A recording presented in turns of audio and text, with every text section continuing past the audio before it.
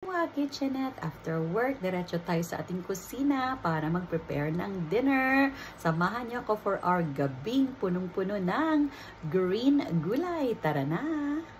Simple lang ang ating mga gulay, beans, broccoli, zucchini, and finally, lagyan natin ng dahon ng spinach. Okay.